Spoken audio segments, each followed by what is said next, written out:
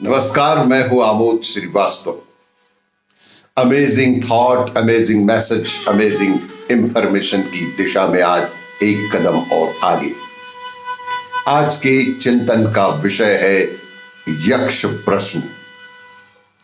आपको मेरा यह वीडियो अच्छा लगे तो लाइक करें, शेयर करें और लाल बटन दबाकर सब्सक्राइब अवश्य करें। साथ ही बेल आइकन दबाना बिल्कुल ना भूलें। आज के चिंतन का विषय यक्ष प्रश्न। आप भी इन प्रश्नों पर गौर कर सकते हैं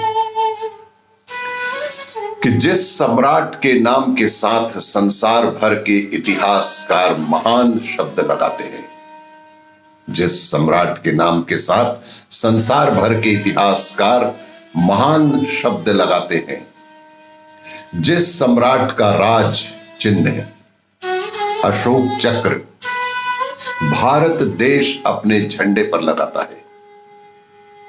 भारत के जिस सम्राट का राज चिन्ह अशोक चक्र को भारत देश अपने झंडे में लगाता है, जिस सम्राट का राज चिन्ह चार मुखी शेर को भारत देश राष्ट्रीय प्रतीक मानकर सरकार चलाती है और सत्यमेव जयते को भी अपनाया गया है, जिस देश में सेना का सबसे बड़ा युद्ध सम्मान सम्राट अशोक के नाम पर अशोक चक्र के नाम से दिया जाता है, जिस सम्राट से पहले या बाद में कोई कभी ऐसा राजा या सम्राट नहीं हुआ जिसने अखंड भारत, आज का नेपाल, बांग्लादेश, पूरा भारत, पाकिस्तान और अफगानिस्तान, जिसे अखंड भारत के नाम से जानते हैं, इतने बड़े भूभाग पर एक छत्र राज किया हो। जिस सम्राट के शासन काल को विश्व के बुद्धिजीवी और इतिहासकार भारतीय इतिहास का स्वर्णिम काल मानते हैं, और जिस सम्राट के शासन काल में भारत एक विश्व गुरु था, भारत पूरे विश्व में एक विश्व गुरु के नाम से प्रचलित था, सोने की चिड़िया माना जाता था भारत को। जनता खुशहाल और भेदभाव रहित हुआ करती थी। जिस सम्राट के शासन काल में जीटी रोड जैसे कई नेशनल हाईवे रोड बने, और रोड ही नहीं, पूरे रोड के किनारों पर पेड़ भी लगाए गए और यात्रियों, मुसाफिरों के रुकने के लिए सराय भी बनाई गई। इंसान तो इंसान, जानवरों के लिए भी प्रथम बार हॉस्पिटल खोले गए और उन्हें पानी सानी के लिए स्थान निर्धारित किया गया और जानवरों को अनावश्यक मारना बंद कर दिया गया। ऐसे महान सम्राट अशोक की जयंती उनके अपने देश भारत में क्यों नहीं मनाई? ऐसे महान सम्राट अशोक की जयंती भारत में क्यों नहीं मनाई जाती? ना ही कोई छुट्टी घोषित की गई है। अफसोस, जिन लोगों को ये जयंती मनानी चाहिए वो लोग अपना जयंती इतिहास ही नहीं जानते। जिन लोगों को यह जयंती मनानी चाहिए वे लोग अपना इतिहास ही नहीं जानते, और जो जानते हैं वो मानना नहीं चाहते।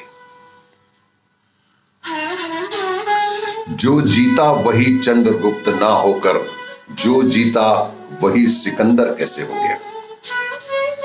जो जीता वही चंद्रगुप्त ना होकर जो जीता वही सिकंदर कैसे हो गया? जबकि ये बात सभी जानते हैं कि सिकंदर की सेना ने चंद्रगुप्त मौर्य के प्रभाव को देखते हुए, यह बात बेहद सच है कि सिकंदर की बड़ी सेना ने चंद्रगुप्त मौर्य के प्रभाव को देखते हुए लड़ने से मना कर दिया था। बहुत ही बुरी तरह मनोबल टूट गया था, जिसके कारण सिकंदर ने मित्रता के तौर पर अपने सेनापति सेक्यूलस की बेटी की शादी चंद्रगुप्त के साथ की थी। सिकंदर ने मित्रता के तौर पर अपने सेनापति सेक्यूलस की बेटी की शादी चंद्रगुप्त के साथ की थी। यक्ष प्रश्न है, विचार जरूर करें। महाराणा प्रताप महान नहीं होकर अकबर महान कैसे हो गए? महाराणा प्रताप महान नहीं होकर अकबर महान कैसे हो गया, जबकि अकबर अपने हरम में हजारों लड़कियों को रखेल के तौर पर रखता था, यहां तक कि अपनी बेटियों और बहनों की शादी तक पर प्रतिबंध लगा दिया था। जबकि महाराणा प्रताप ने अकेले दम पर अकबर के लाखों सैनिकों को घुटनों पर ला दिया था। महाराणा प्रताप इतने महान योद्धा थे कि अकेले दम पर अकबर के लाखों सैनिकों को घुटने टेकने के लिए मजबूर ही कर दिया था। सवाई जय सिंह को महान वास्तु प्रिय राजा ना कहकर शाहजहां को यह उपाधि किस आधार पर मिली? राजा सवाई जय सिंह को महान वास्तु प्रिय राजा ना कहकर शाहजहां को यह उपाधि किस आधार पर मिली? यह एक यक्ष प्रश्न है। जबकि साक्ष्य बताते हैं कि जयपुर के हवा महल से लेकर तेजो महालय ताजमहल तक महाराजा जय सिंह ने ही बनवाया था। जो स्थान महान मराठा क्षत्रिय वीर शिवाजी को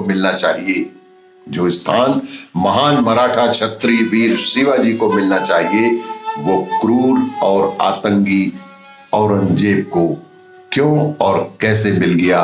यही एक यक्ष प्रश्न है। इसी क्रम में यदि हम देखें, तेजो महालय जिसे आज ताजमहल के नाम से जानते हैं, लाल कोट जिसे लाल किला कहते हैं, फतेहपुर सिकरी का देव महल जिसे बुलंद दरवाजा कहते हैं, एवं सुप्रसिद्ध गणितज्ञ वराह मिहिर की महरौली स्थित वैधशाला को कुतुब मीनार क्यों और कैसे कहने लग गए? यह एक यक्ष प्रश्न है। और यह एक यक्ष प्रश्न नहीं, चिंतन का भी विषय है कि ये इतिहासकारों ने कैसे भारत की जनता को गलत जानकारी दी। सत्य का बयान इतिहास में क्यों नहीं किया गया? यहां तक कि राष्ट्रीय गान भी संस्कृत के वंदे मातरम की जगह गुलामी का प्रतीक जन गण मन को हो गया। कैसे और क्यों हो गया? यह एक यक्ष प्रश्न है, चिंतन का विषय है। कहने का मतलब यह है कि कहने का मतलब सिर्फ यह है कि हमारे दुश्मन सिर्फ बाबर, गजनवी, लंगड़ा, तैमूर लंग ही नहीं, बल्कि हमारे पूर्वजों में से ही कुछ ऐसे लोग थे जो भारत की जनता को गलत जानकारी दिए, इतिहास को मोड़कर गलत जानकारियों का पोथा बना दिया गया। वास्तविकता को हम सभी भारतवासियों से छुपा कर रखा गया। क्यों? यही एक यक्ष प्रश्न है और चिंतन का भी विषय है। यदि आपको मेरा ये वीडियो अच्छा लगे तो लाइक करें, शेयर करें और सब्सक्राइब अवश्य करें।